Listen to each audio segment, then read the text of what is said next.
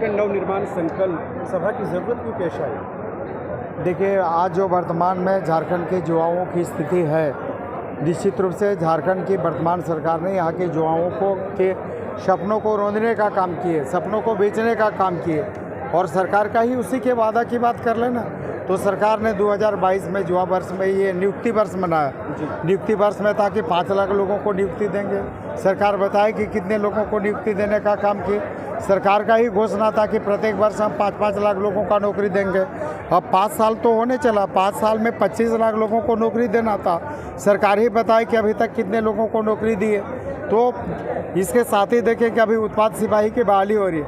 उत्पाद सिपाही तो एक भी शिक्षित बेरोजगार को अभी तक नियुक्ति पत्र उत्पाद सिपाही का नहीं मिला, लेकिन 14 शिक्षित बेरोजगारों को के मौत का फरमान, और ये मौत जो हुई है, इस मौत का जिम्मेवार कौन है?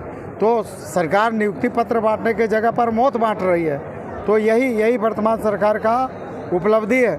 और इसी को देखते हुए आज देख ले, बेरोजगारी 17% यहाँ की बेरोजगारी दर है झारखंड के आज की स्थिति में, और लगभग 42% से ज़्यादा लोग गरीबी रेखा के नीचे हैं। तो जो वर्तमान में राज्य का हालात है, इस हालात को देखते हुए हम लोगों ने निर्णय लिया है कि झारखंड नवनिर्माण संकल्प सभा, जिसके माध्यम से आज हम लोगों ने संकल्प लिया है कि जो वर्तमान में निकम्मी और भ्रष्ट सरकार है, इसको पूरी तरह से उखाड़ के फेंकेंगे।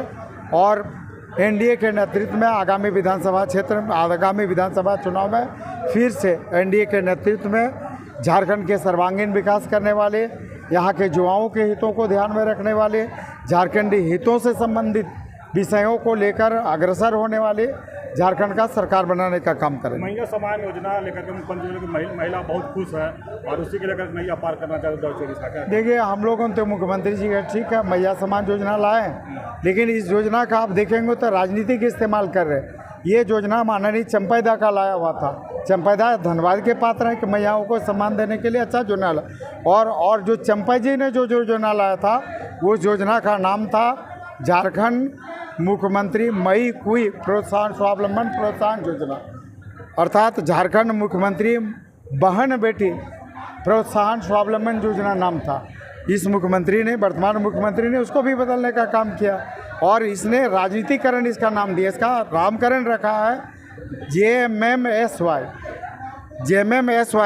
चूँकि सरकार जो हेमंत जी है उनकी पार्टी का नाम जेएमएम है, और इसका शब्द संक्षिप्तीकरण में अगर एब्रीविएशन में देखें तो इसका लोग लिख रहा है कि जेएमएसवाई, अर्थात झारखंड मुख्यमंत्री मैया समान योजना।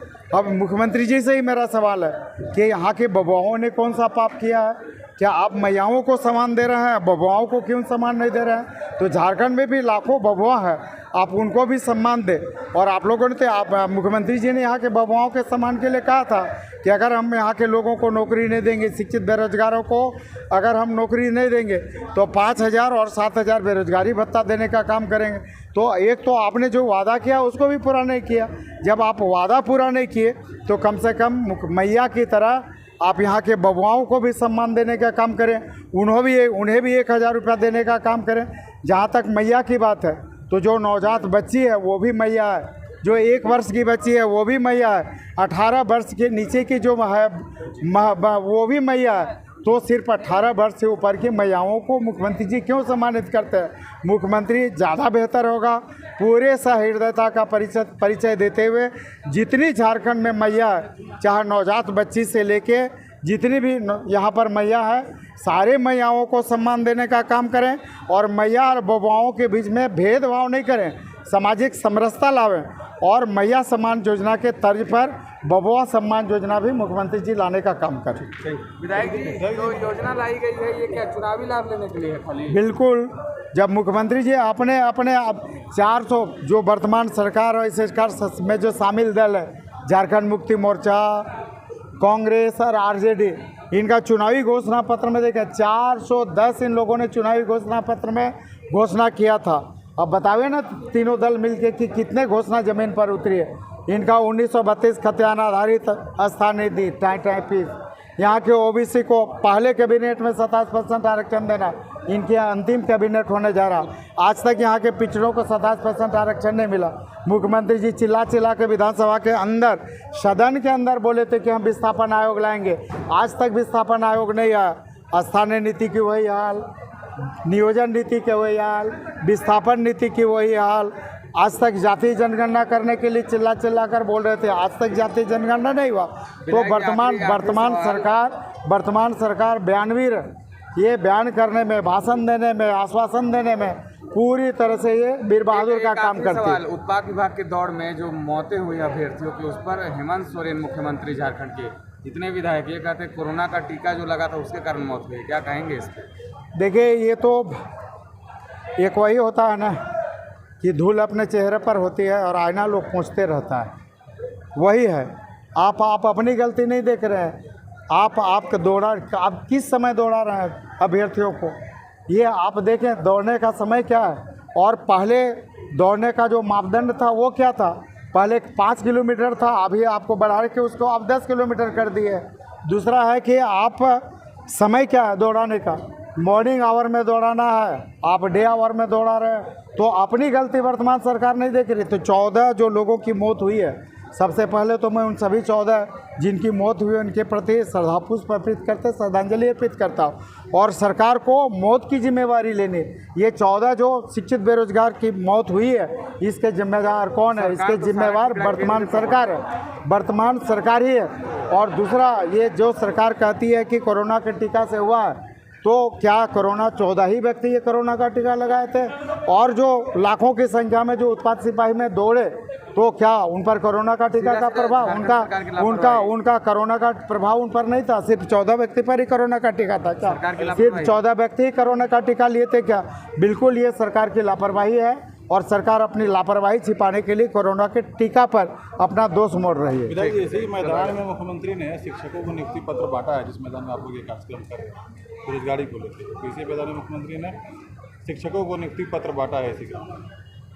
देखिए, निश्चित रूप से आप देखेंगे तो उसकी संख्या क्या है, और पूरा अगर डाटा देखें तो आज की तिथि की बात हम करते हैं तो 3,59,000 से ज़्यादा नियमित पद इस सरकार के पास अभी तक खाली पड़े हुए हैं। और उतनी बात करें ना, आज जेपीएससी जैसी महत्वपूर्ण जो गेजेटेड अफसरों की बहाली करती है सरकार, बतावे ना कि आज जेपीएससी में चेयरमैन कौन है, और क्या बिना चेयरमैन की कोई बहाली हो सकती है क्या?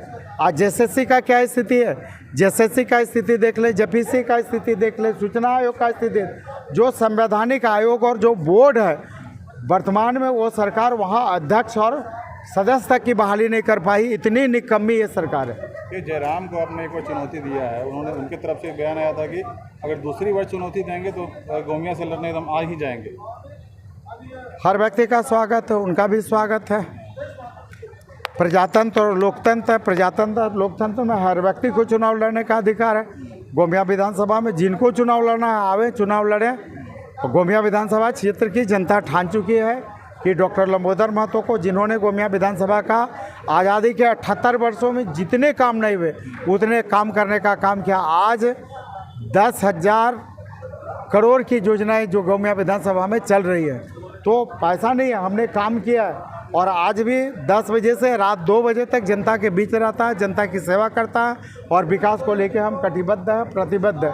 तो निश्चित रूप से विकास के बल पर, और हमने तो सभी लोगों का दिल जीता है, तो निश्चित रूप से गोमिया विधानसभा के जनता प्रत्याशी चाहे जो भी हो, चुनाव चाहे जो भी लड़े, हर व्यक्ति को चुनाव लड़ने का स्वागत है। जीत तो गोमिया की जनता ठान चुकी है कि हम अपने घर के बेटा डॉक्टर लंबोदर महतो को ही जिताएंगे, अपार मतों के साथ जिताएंगे, भारी अंतराल के साथ जिताएंगे, और एक इतिहास दर्ज करने का काम करेंगे। चुनौती आप दे चुके हो, इसमें चुनौती का स्वागत है। चुनौती क्या है? स्वागत। हम तो कह रहे हैं जिनको लड़ना है, हम किसी व्यक्ति के नाम ले, जिनको भी चुनाव लड़ना है, हर का गोमिया विधानसभा में स्वागत है, और गोमिया विधानसभा का परिणाम भी तय है।